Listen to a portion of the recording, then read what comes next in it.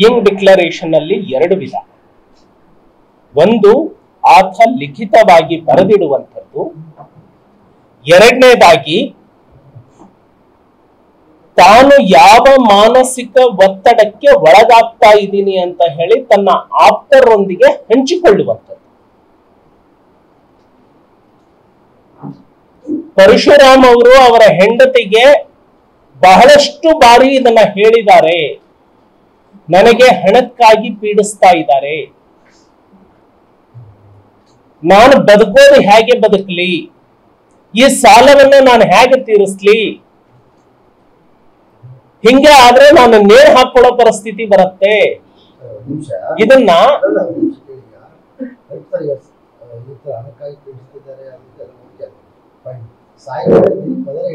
Sir sir ಪ್ರಸ್ತಾಪನೆ ಮಾಡಿಲ್ಲ. ಇದೇ ನೀವು ಹೇಳಿದ ನಿಜ. ಪೋಸ್ಟಿಂಗ್ ಆಗಿ ದುಡ್ಡು ಕೇಳ್ತಿದ್ದಾರೆ ಇರ್ಬೋದು, ಅವ್ರ ಪತ್ನಿಯವರೇ ನೇರವಾಗಿ ಆರೋಪ ಮಾಡಿದ್ರೆ.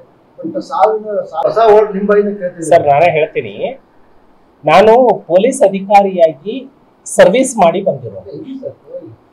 ಒಂದು FIR ಅಲ್ಲಿ ಬಂದಂತಹ ಸಾಲುಗಳೇ ಅಂತಿಮ ಅಲ್ಲ, ಪುನರ್ ಹೇಳಿಕೆಯನ್ನ ಬರೆಯಬೇಕು.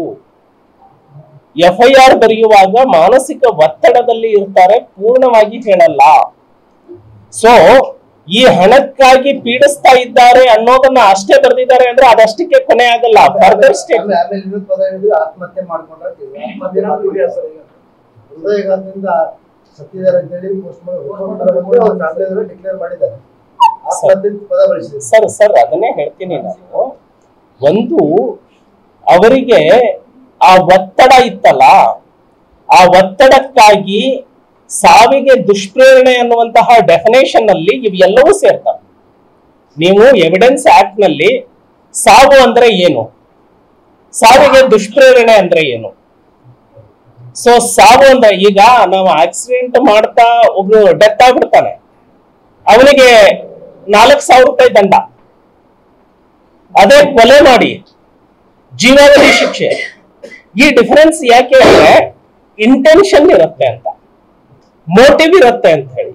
ಇದರಲ್ಲಿ ಅವರು ಹೃದಯಾಘಾತಕ್ಕೆ ಒಳಗಾಗೋದಕ್ಕೆ ಮುಂಚೆ ಫರ್ದರ್ ಸ್ಟೇಟ್ಮೆಂಟ್ ಗಳನ್ನ ತನಿಖಾಧಿಕಾರಿ ಮಾಡ್ಲಿ. ಈಗ ಏನೆಲ್ಲ ಮಾತಾಡಿದ್ದಾರೆ ಅಂತ ಹೇಳಿ ನೆನಪು ಮಾಡ್ಕೊಂಡ್ರೆ ಸಹಜವಾಗಿ ಅಂತಹ ಮಾತುಗಳು ಬಂದಿರ್ತವೆ.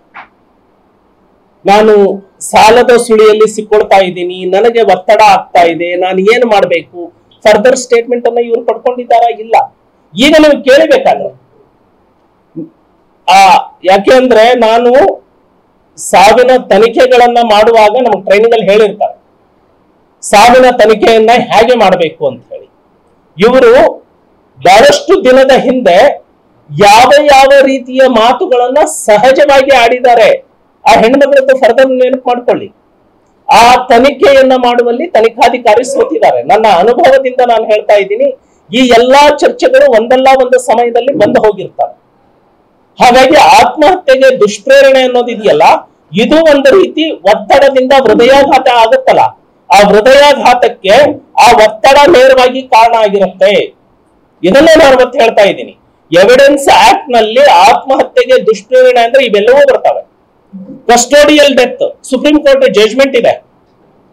ಪೊಲೀಸ್ ಅಲ್ಲಿ ದಂಡ ಹಾಕೊಂಡು ನಿಂತಿರ್ತಾನೆ, ಒಬ್ಬ ಮೋಟರ್ ಸೈಕಲ್ ಓಡಿಸ್ಕೊಂಡು ಬರ್ತಾ ಇರ್ತಾನೆ, ಅವನು ದಂಡ ಹಾಕೋದನ್ನ ನೋಡಿ ಹೆದರಿಕೆಯಿಂದ ಡ್ಯಾಮಿಂದ ಜಿಗಿದ್ ಬಿಡ್ತಾನೆ, ಸತ್ತೋಗ್ಬಿಡ್ತಾನೆ.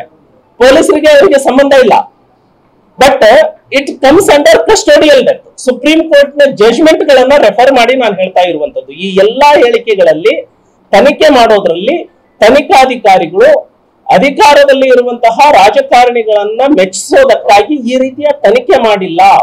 ಹಾಗಾಗಿ ಇದು ಡೈಯಿಂಗ್ ಡಿಕ್ಲರೇಷನ್ಗೆ ಬರುತ್ತೆ, ಮರಣ ಪೂರ್ವ ಹೇಳಿಕೆಗೆ ಬರುತ್ತೆ.